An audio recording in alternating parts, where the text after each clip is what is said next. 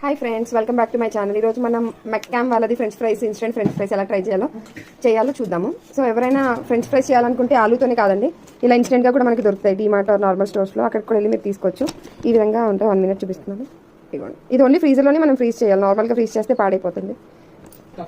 ఇప్పుడు స్టవ్ మీద పాన్ పెట్టుకోవాలండి. పాన్ హీట్ అయిన తర్వాత ఆయిల్ వేసుకోవాలి. డీప్ ఫ్రైకి సరిపడా ఆయిల్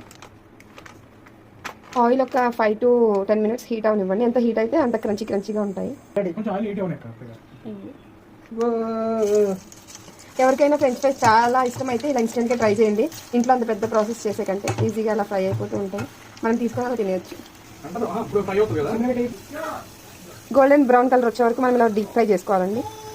అలా మిగతా కూడా అన్ని డీప్ ఫ్రై చేసుకొని పక్కన పెట్టేసుకోవాలి.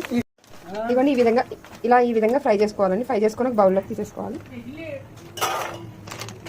చూడండి ఫ్రెండ్స్, ఈ విధంగా మనం డీప్ ఫ్రై చేసుకోవాలండి.